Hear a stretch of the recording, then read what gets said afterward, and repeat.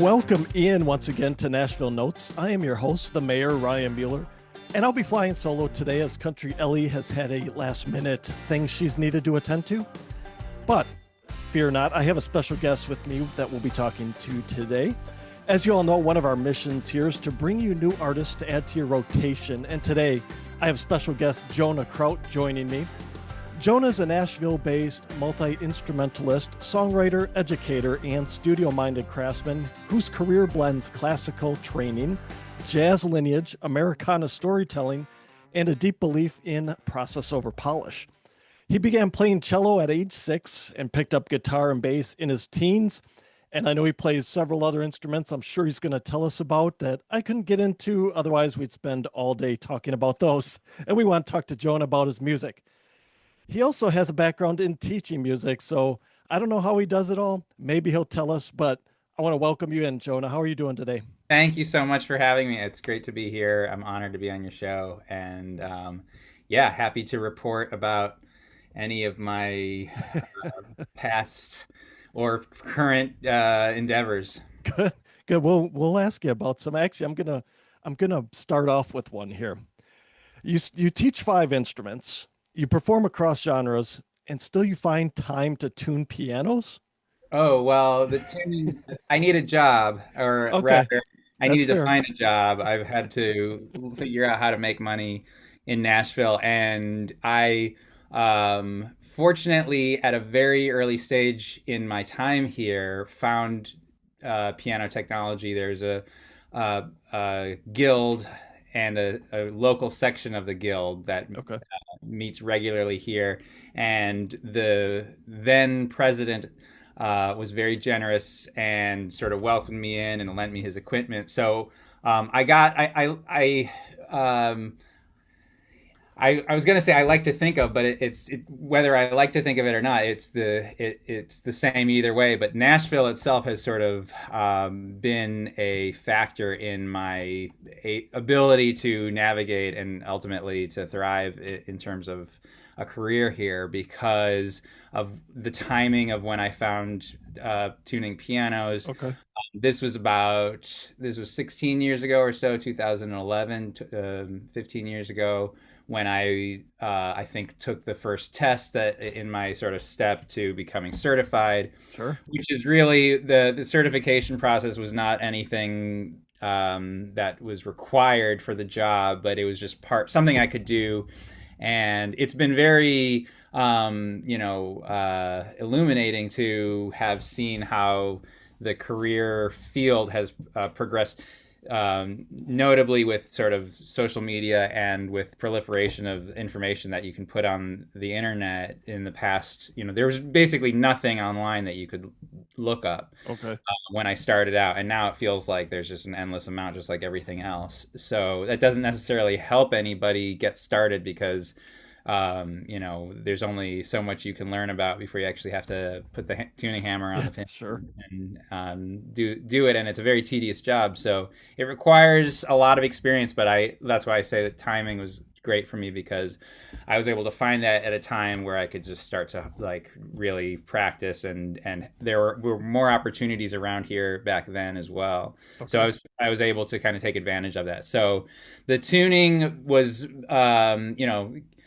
I tried in the when I'm learning, I'm not able to do this as a job. So I've done other things in Nashville. I've had sales jobs and service jobs, none of which I considered myself to be uh, doing. I mean, I didn't really know what to do when I got here. It was Yep. very confusing. It was a hard time for me because I was coming from graduating music school and then working as an administrator there as well as teaching guitar. So my family is sort of everybody is somewhat in the academic field. We're all somewhat in the teachers on some level, and so I kind of thought, oh, I could teach or work at a school. So Right. um, have like leaving Boston and moving to Nashville, and really not having a clear idea about which direction I would go turned out to be pretty scary.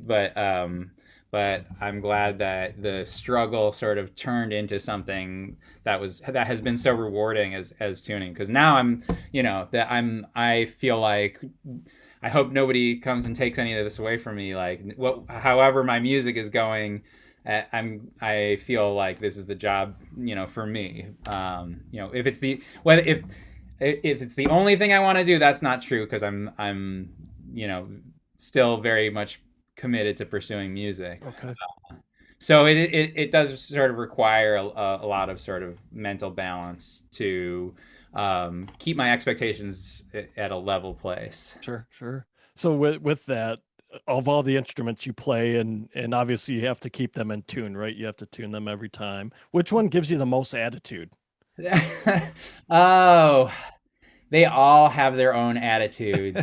Um, and I've sort of developed, I think, with each instrument that I kind of put my fingers on, I've kind of sized it up and determined in relation to me what is beautiful about it and what is aggravating about it and what is compelling or tedious or any of this stuff. But I would say the hardest instrument that I could imagine playing was violin. Okay.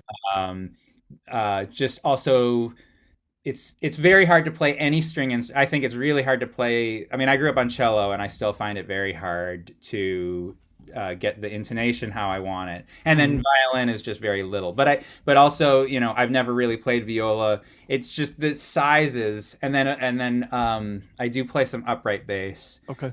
and they're all extremely challenging to intonate, to get in Sure. tune.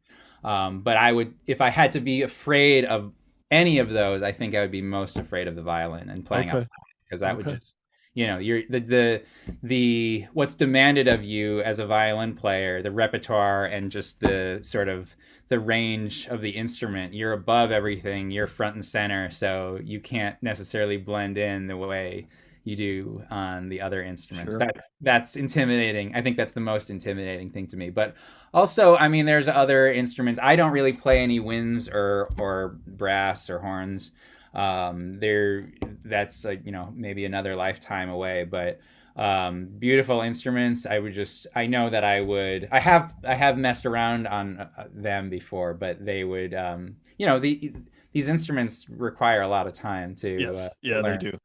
They do. Um, but the keyboard instrument that I'd be afraid most of, even though I do get my hands on a piano all the time, and I don't consider myself a piano player per se, because I'm not in a regular practice with it. But even as difficult as piano is, I feel like the organ, the pipe organ, it seems to me you have to be doing so many different things at the same time, and your brain is in so many different places at the same time. I Sure. think maybe technically, physically, it's easier to play, although I don't know if that's true because of the foot pedals but maybe as a body instrument, piano could be a little bit more uh, demanding. Yep. You have to put a lot of yourself into the piano. Your body is just kind of pushed to the max, and so yeah. I mean, accordion's hard too. So these instruments are not. There's no like easy instrument.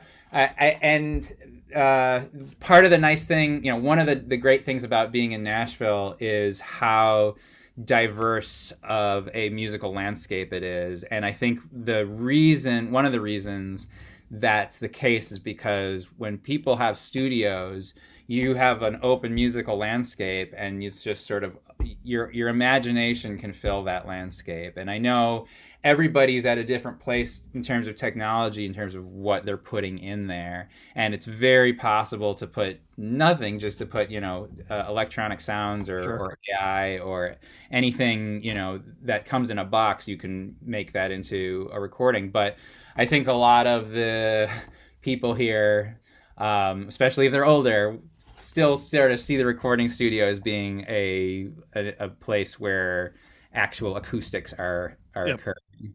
And so from there, it's just inviting to this type of instrument and that, how you put things together. Maybe we'll get into some of the specifics, but one of my cherished memories is driving with Cowboy Jack Clement, who Okay. is Yep. We'll talk about him in a little yes. down the line here, I think, a little bit.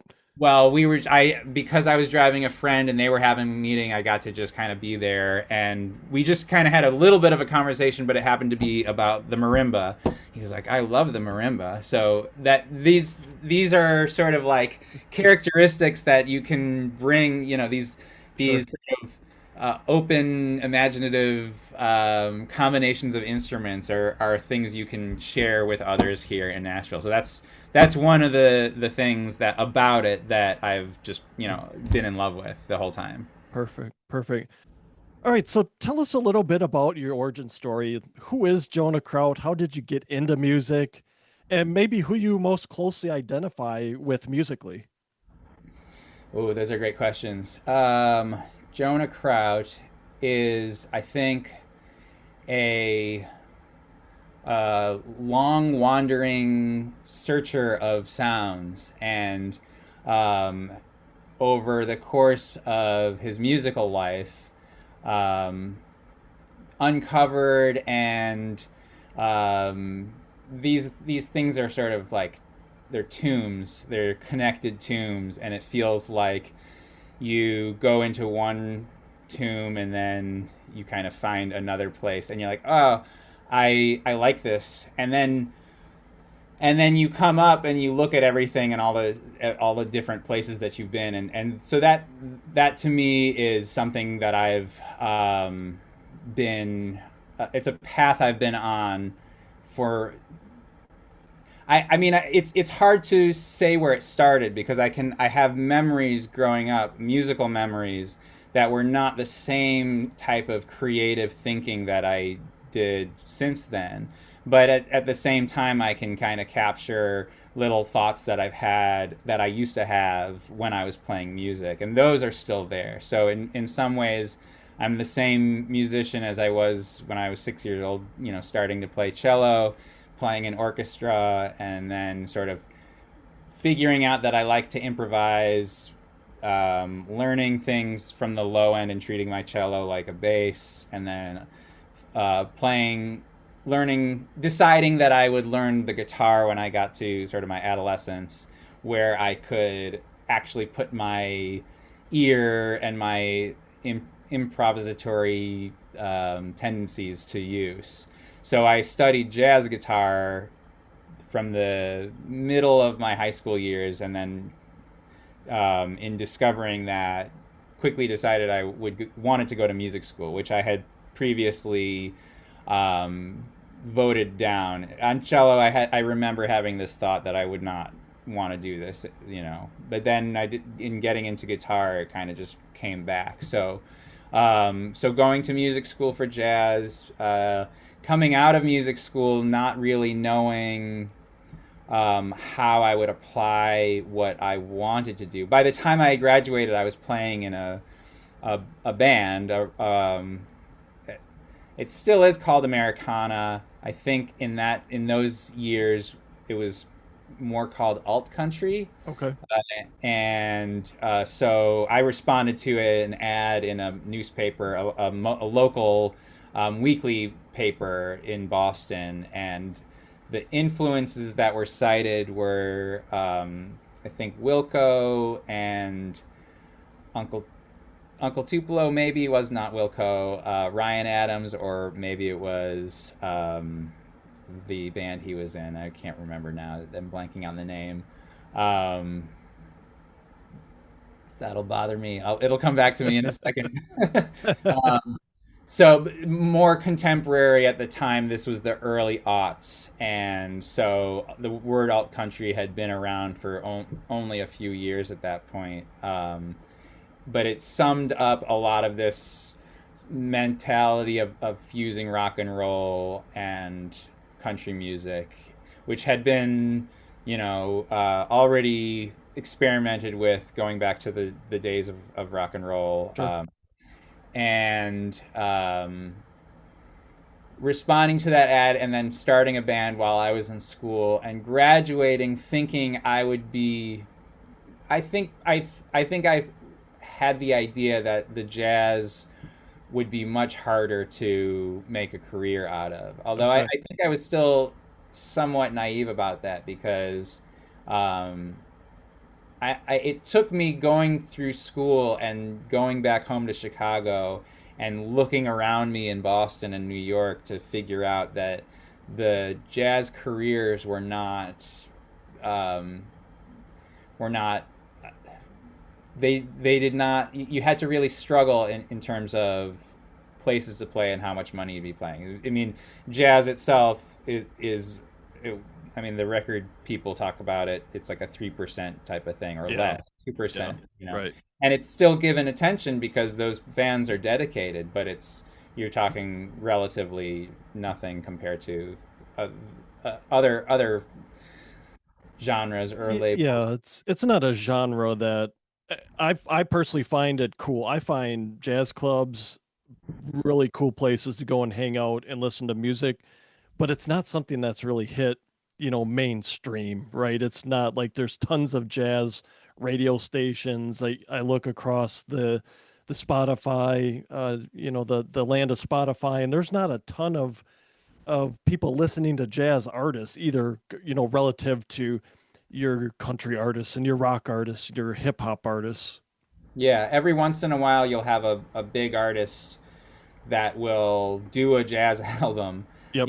a Lady Gaga or something. And so every few years or so, people are reminded that there's this genre that exists, but I don't think it will ever spill over into the mainstream as opposed to being sort of pulled from somebody Sure. that's already there. Right. But again, it's very relative. Things live in different ways, and when I scroll through social media, the things that are catered to my interests, there's still very much a canon within these subgenres that exists, Hmm. and people study those. So a Miles Davis is still more popular today than ever before. That probably won't change. There will always be this sort of canonization of artists within the genre, the subgenre, and I'm not saying that's necessarily a good thing or a bad thing. I think it's something that we just have to understand if we want to, have a conversation about it. There is something that is being presented to us in a certain way that is not necessarily based on anything other than the collective agreement that these people are more important than these Hmm. people. Right. Right. Yeah. Good. So you take the approach of creativity as a discipline, not a myth. And you Yes. have trained in several different genre disciplines. So what does that creative discipline look like today versus when you started in music? Yeah. Wow. And kind of with that, is it different for different genres? I think it's good. It's helpful to think about it, to break it down however you can. If you Sure. want to break it down by genres, you can break it down by genres. If you want to break it down by instrument or by role that you take, whether it's as a songwriter or as a producer, which is a little vague, but I could elaborate on that, or as a performer, or as a singer, or as an instrumentalist. Even that mentally for me draws in different directions, and both each has their own response to that question, which is a great question. And actually, I feel like the question itself is the thing, meaning the as soon as the creative mind thinks about itself as a commodity, then you're already sort of like starting to deconstruct. Hmm. And if you can maintain an approach that is a discipline or a spirituality, these things that require effort and discipline and persistence, then even though it doesn't feel, it maybe doesn't feel like you're accomplishing anything, and in fact, in some sense, it feels like the opposite, that you're coming apart or that your things are breaking down. But the benefit of it is that you do get to step back and look at things in a macro and see kind of how things got put together, and that sort of just informs itself. So it becomes a learned, repeated um, uh, exercise, Sure. mental exercise. It's a physical and mental exercise, and it's just you need a lot of support. Right, right. You need internal support and you need external support, and it's something. One of the things to try to answer your question, the thing that I know now that I didn't used to know is how much support I actually need. Okay. If I'm going to go out and do something today, I can put that within a scope and then deduce what sort of help I will need to get there. Whereas when I was starting out, I just saw the final product as being worthy of itself. And so, however I got to that point, I don't know how I'm going to get to that point, but however I get to that point, then I will know. You know, the expectation, or the I just used to have visions of sitting in a studio. I used to see myself, I wish I could just stay in the studio and create all day long. Sure. When we go in there to record, I want to know what every button does. I want to know what every sound in the room will make in every space of the room. Those were the things that I was thinking. And it something like that would perhaps tell me to stay there. I need to Hmm. stay here no matter what. I need to get in the studio. But in my time as a piano tuner going into studios, I would see these things, you know, the layout of the studio, what they're doing. I wouldn't be there at the session, but I would just be going there repeatedly. So I would get to know certain studios. And at a certain point, it occurred to me, maybe I wouldn't want to be here all the time. Maybe the style of music that is being made here would make me feel enclosed. And if I'm doing something that's not absolutely myself, then maybe I wouldn't like that. So rather than pursuing a position as an engineer, as a someone who's locked in the studio all the time, Sure. I was able to see for myself that it is only what I bring to the studio that I'm interested. I'm not interested in the studio itself as a place. So, you know, it's I think my tastes have evolved in terms of what I want to hear so much. Being older, I mean, I'm 25 years older than when I started pursuing these things. Yep. I feel like in many ways I have a much different relationship with music as somebody who does music. The music that I listen to is still pretty much the same, and I still have the same sort of explorations, jumping from this thing to that thing. But I'm also sort of circling around. One thing I started doing is getting rid of music, which I never considered to be something I would ever do. I thought I would accumulate and just keep getting records and CDs and just, you know, amassing a lot. And at some point I realized that I didn't have time. I mean, I have a kid now, and I don't have Hmm. time to just sit and listen to music all the time. So it occurred to me that would rather put this back out. I would rather somebody else be listening to this stuff, because it's a lot of great music that I've just held on to, and I just see myself not if I you know, I mean, the streaming has changed everything. Of Right. course, we have Right. access now, and that is something that we still, I feel like, are coming to terms with. It's almost too soon to even know how it has affected us, but every music book that you pick up now that's written in the past 5 years or something has to say, this is how it used to be, this is what happened, and now we're here. And we're just kind of forever changed by that. But that and that so that's a part of why I feel like I can let go of my Sure. physical media. but at the same time, I really cling on to the music that I've loved, and I'm almost sort of cling harder to it. So I like getting the records that came out back in the day, even though they're a little scratchier sounding. And Right. if I had if I had ample time and money, I would be investing in tape decks and looking at, I like the exploratory aspect of it. And so that's still part of me. I still feel very much a music digger, but for the practical aspects of life, I've just had to say I can't do that. I have one place now that I go. I trade in all my stuff to him. Analog Your Life. Shout out to Nick. And yeah, so I'm just kind of put all my chips in that basket. It's still very satisfying to go in there and find something, or to wait for something to be available. So that I just channel all of my record buying energy into one place. But that really uh, speaks to my approach. I think with a lot of things Hmm. is really learning how to concentrate my attention around one thing at a time. So that was a long-winded answer. No, it's good. It's good, and it kind of spurred another question for me.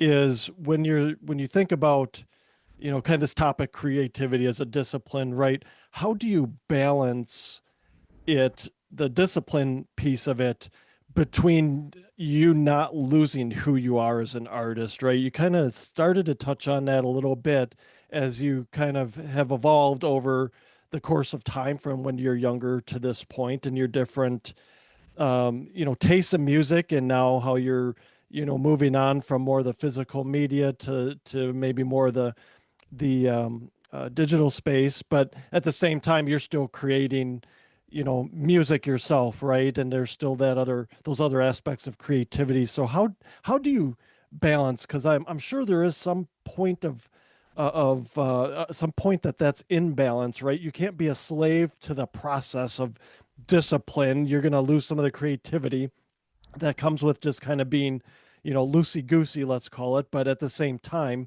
you can't be so loosey goosey that you get off track, and Yes. you don't have anything that's focused. So, what does Yes. that balance look like to you? To me, it looks like planning ahead a little bit at a time. Hmm. And I've never been able to project longer than a few months, I think, in terms of my creative thinking. Okay. When you have a thought, you obviously want to have it done in the moment. Right. But in terms of practicality and planning it out, I it's a weird combination, and I think I can explain it a little bit in my songwriting process, which is that I like to, for lack of a just for as a crude way of explaining this, I like to have my songs 85% done. Hmm. And I don't it that's not necessarily the same way for each song. Sometimes the lyrics always sort of have to be there, but in terms of where I'm going, with the accompaniment, or perhaps a melody, or even maybe a few words thrown in or taken out.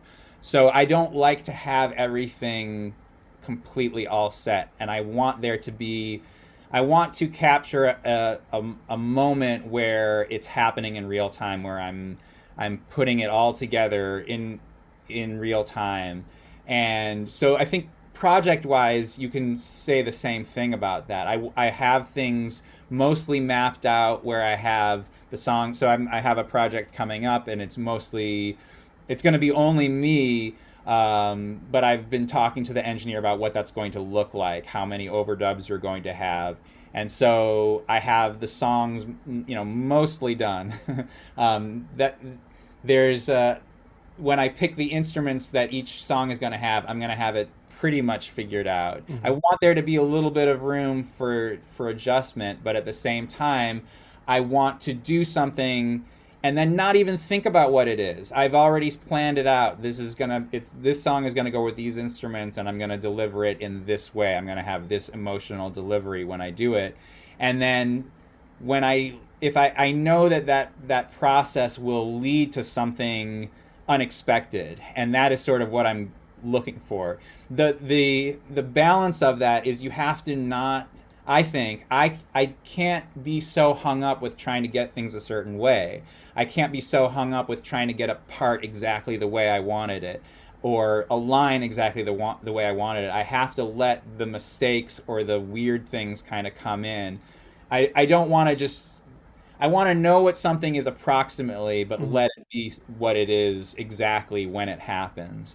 And it I mean, what I keep trying to avoid saying, or what I keep avoiding, is the hardness of just accepting things as being less than you want them to be. I wish my voice could do this, and I wish my guitar part could do that. I wish my song could convey this thing in a better way.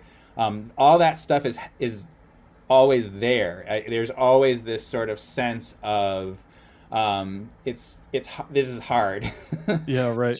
This is hard to make this feel the way I want to, and to I don't want it to sound cheesy, or I don't want it to sound like I'm angry, or I don't want it to sound, I don't like the way that word sounds. So it is, I think it you get used to the process of just kind of like being aggravated by all of those things, and trusting your your your thinking in doing this to yourself, in forcing yourself to follow through on this idea that you've had. Sure. And all I can say is the more you do that, and actually the harder you are on yourself, while still caring about everything. It's not being hard on yourself that you should quit. It's being hard on yourself that you should be better. And if you can carry that sense of I'm hard on myself, but it's going to be okay.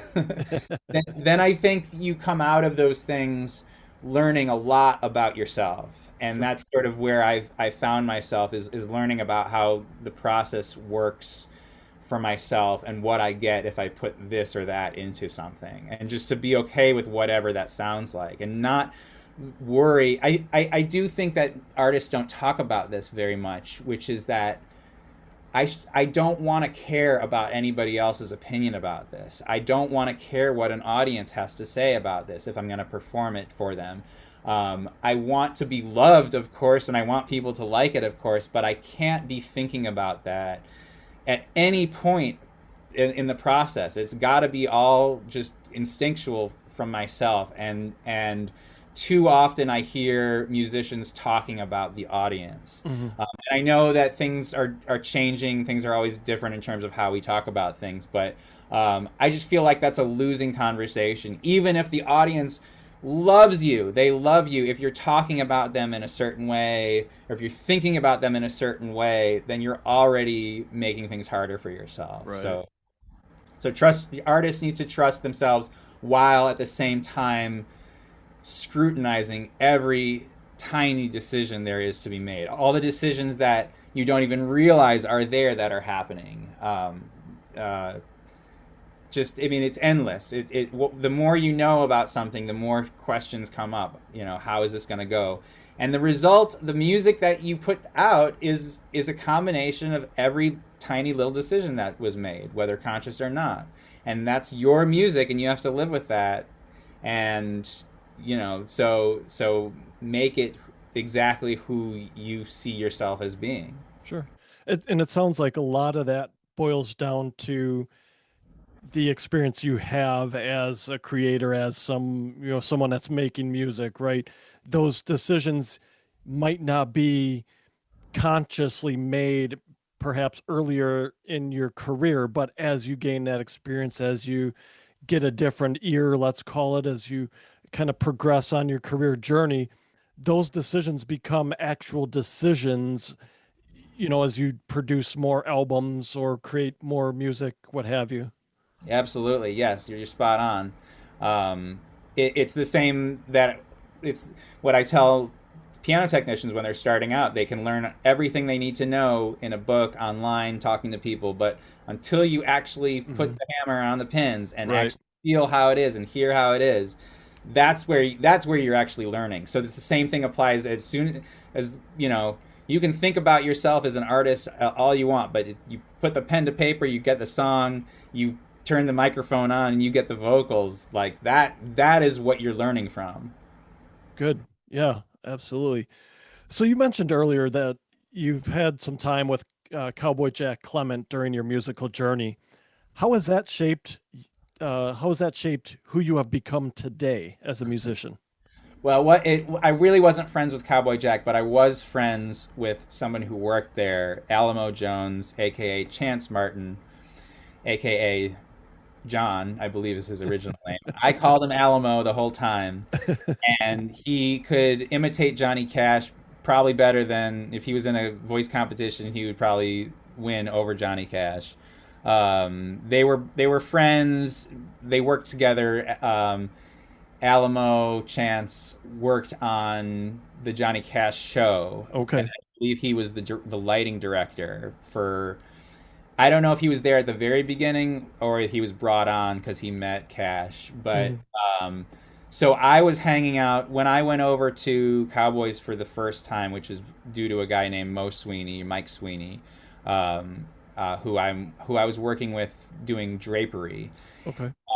We would go over there, and it's to go over to Cowboy Jack's was to enter a world, and it might not have been the craziest place in Nashville the whole time, but it was definitely close because Cowboy thrived in an environment where creativity and um, uh, making things. He was a tinkerer.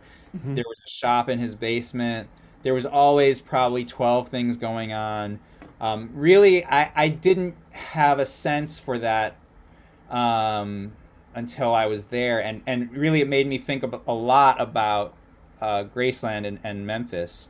And the second time or third time, I can't remember. The first time that I visited Graceland, you see everything, and everything is a little bit modest compared to what we think is ostentatious. But you get a tour, but then knowing how uh, people in who are musically inclined party. And being able to visualize that, especially the kitchen. I just remember the kitchen. The second time I saw the kitchen, I saw it in a different way, and perhaps going over to Cowboys was part of that. Sure. Um, but it's just people coming in all the doors. Who's this person walking in this door? And here's a room where these people are hanging out, and what's going on there? And let's go over here. It's just the feeling is it.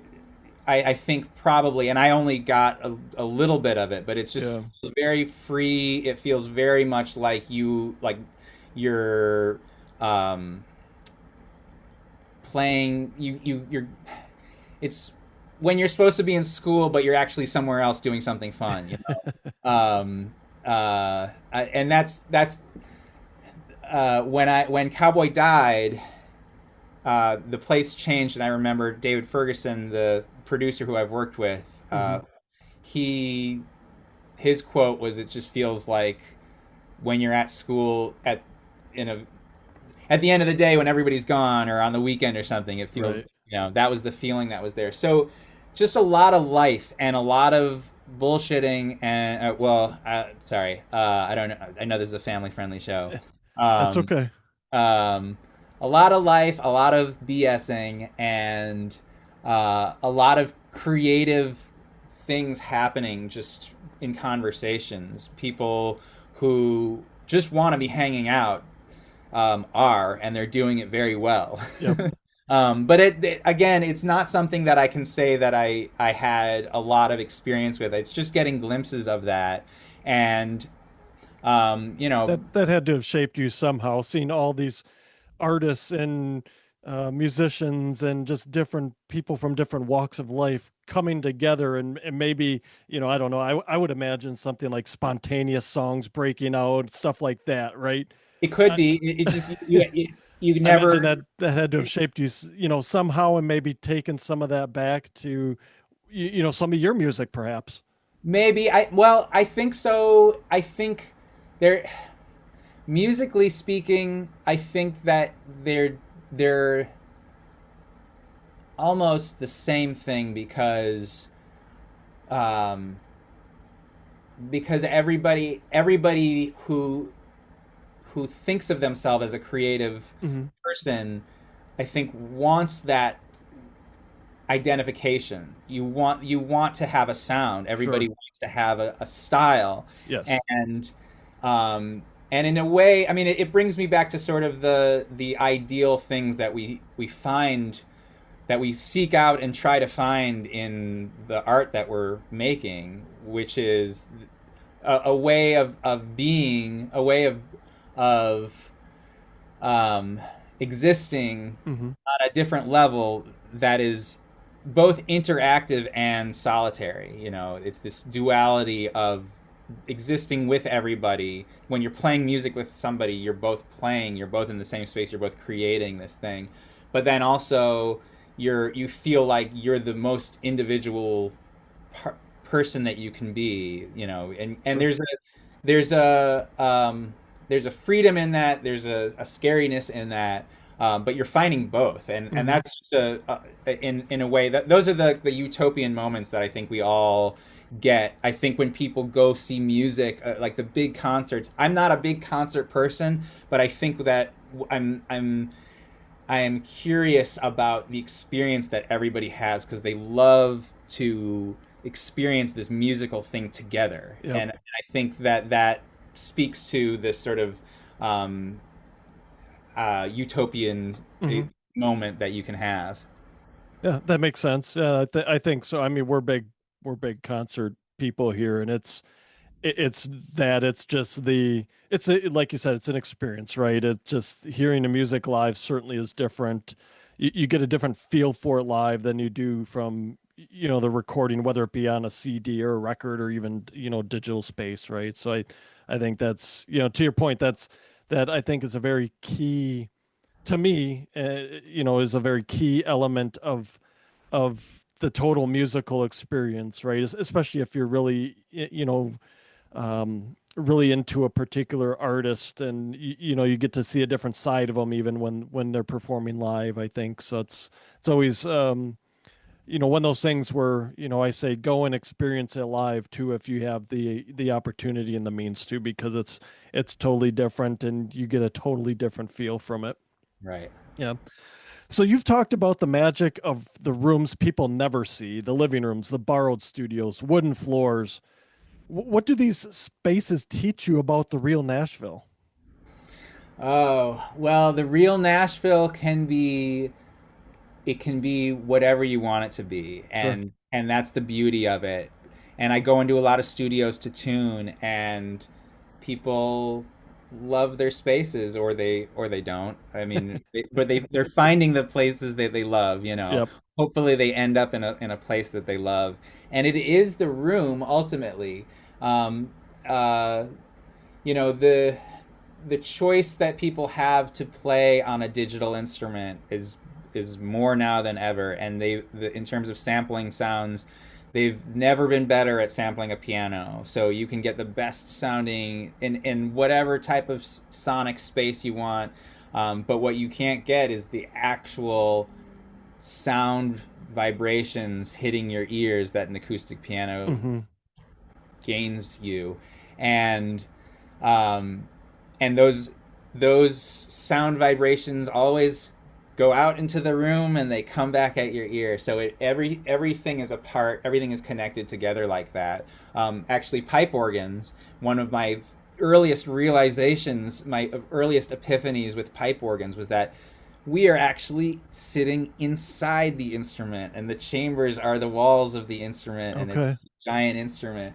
And you can think about a studio the same way, that the studio is as much a part of the sound as the instrument itself. So that is something, those are subtle things that we don't we aren't conscious of when we listen to music, because we are looking around us, and we automatically associate the sound that we're hearing with something or other. Hmm. Especially now we're trained so much of what we do is on our phones, and everything is trained to be associated with a visual. But really, music isn't a visual field. It just exists as sound. And so again, the little details about an instrument and the way it sounds, those are there when you are focused on them. And so there's the sound of the room. How much does the difference of the sound of the room affect the whole music? Well, I don't know. It depends on what the music is. How much of the music is it solo piano, or is the piano with the other instruments? So Sure. how things get put together, but starting on that very basic level of just sound, it is crucial. And I think music can teach us to be more aware of the sound around us, whether we're walking around in the spaces that we're living, either talking or singing to ourselves, or just listening to what's going on around us. Those sounds change depending on where we are in the room, and what's in the room, and what the construction is made out of, and everything. So there's a musical practice called deep listening that was coined by Paul Oliveros is her last name. Pauline Oliveros. And this is simply just a practice of musicians. She's coming sort of from a 20th century classical avant-garde background. Hmm. But the practice involves simply listening very intently to your surroundings. And the deep listening sessions would occur in different ways, but it was a collective gathering of people listening to the sounds around them. But depending on where it's held and depending on what else is going on, things change. You think different things come out. So that's a very abstract and very kind of heady way of thinking about it, but essentially it's the same thing that I'm trying to answer in your question, which is that like each little thing that you pick up adds to Sure. where you're at. But Nashville itself, you can go and record anywhere you want, and it'll sound the same. But there's something special, I think, about being in Nashville, knowing there's so much of that going on around you. Hmm. I mean, I'll keep it neutral because you could see it both good or bad. You could see it as inspiring or also sort of institutionalizing, Sure. and depending on what you want to get out of it. But from my perspective, since I don't have to necessarily thrive within that, I can pick and choose. My perspective is, this is great. I love noticing different things about where I'm at and listening to the sound of the things around me. Even it's important, I think, to remember that just not having anything on and listening to the noises around us is a good break from music, and Yeah, sure. good it's good to balance things out. Yeah, I think it's interesting you kind of bringing up the point that you can utilize music to almost train your ears, so to speak, to, as you were saying, those sounds around us, right? In those quiet times where, I'm just going to shut off the music, I'm going to go out in nature and just listen for things, right? Yeah. I think that's a really interesting point. Yep. Yep. Used to walk around Boston thinking, how can I capture the natural sounds that where I'm walking? Hmm. And it was this puzzle that I had, and I've never really answered it, but I think that what this conversation is sort of evidence of that type of thinking. What is Sure. going on around me, and how can I be a part of it? Yeah, good, good. So, kind of couple last questions here for you. You've done a little teaching, right? So, what have your students taught you, the teacher, about music? Well, that's I mean, in short, everything. Um, because I have to explain the same thing. I'm in a position right now where I just volunteer Hmm. on Saturdays, so I only have a few students at a time. But that's still enough to make me feel like there's a progression. Sure. They're on a semester schedule, and I usually see them for more than a year. The one of them I had is graduating. I've had him for 4 years. And the other one I've had for the second year. And um, you have to. It's interesting now saying this because it relates almost exactly uh, the same as these other things we've been talking about, but um, I have to just accept whatever interest the student has Hmm. and whatever work the student is going to put in. I have to accept that and meet them there. And I know from teaching that if I'm disappointed by that, if I'm emotionally affected by that, that's not fun. That's not we're not none neither of us are getting anything out of it. Right. Um, what is what is fun is the challenge of having to reteach the same thing. And so if I have a student who's just not doing anything, then I reduce the amount of stuff that we're doing, but I don't make it any less compelling. You know, we Hmm. work on a scale and we work on the scale and what I think is a very fun or exhilarating, or there's a substance to working on even just a very basic thing. And so I feel that my students remind me how much I can continue to reduce and to simplify and to explain things on an even more basic level and still make it sound like it's the most important thing. Sure. The scale is the most important thing, and you will have fun, you will be challenged, but it's the most important thing that you can do. So that is something that is continues to feed my sense of who I am as a musician. And I don't think I would be the person I am if I hadn't been teaching continuously my whole life. Yeah. Yeah. No, that's great. And I think it sounds like that you've had um, that your students have kind of created an epiphany for you in that, there's a time I've got to meet them where they're at. And no matter what my agenda is as the teacher, there's only, like you said, so much effort and time that they have or are willing to put in because of, competing interests or, life gets in the way, or they just want to do this as a side thing and it's fun for them, right? Yep. Wherever that lands. But, Yep.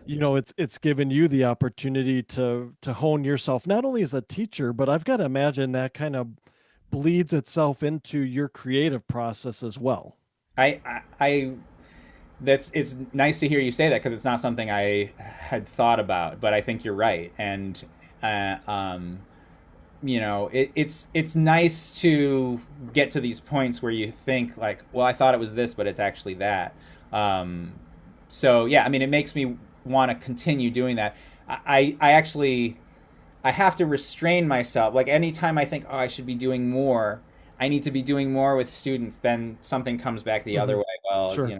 that's hard to organize. But yes, thank you for saying that because it very insightfully connects the other stuff, and perhaps that's why it sounds the same because it is the same. Yeah, maybe, right? So before we close out, Jonah, I just want to give you an opportunity right now before we close, just to let everyone know what you've got planned in the coming months, just on your creative side. Like, what projects are you working Yeah. on? For folks that listen in kind of the Nashville area, are you going to be out anywhere playing? So just let everybody know. I will be playing where I'm playing. That's to be determined yet, but I work with a very good team, and Courtney's working on that. So I thank her for that, and I thank her also for setting this up, and for you for doing it as well. Absolutely, my pleasure.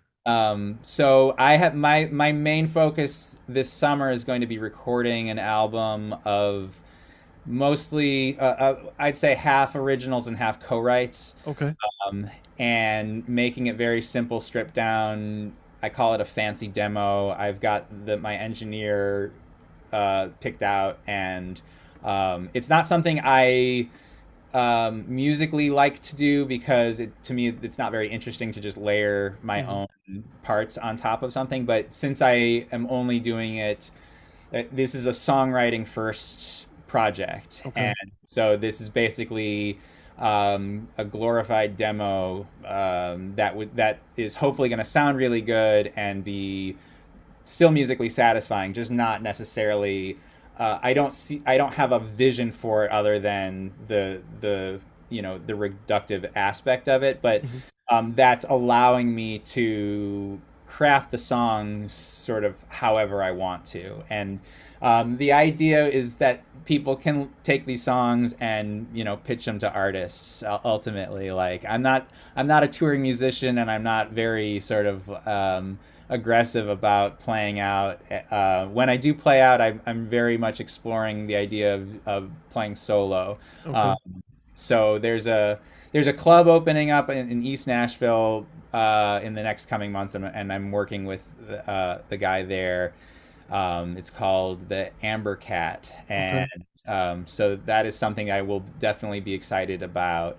But the immediate future is that demo recording, and yeah, I've got about half written, like an idea sketched out for the rest of it.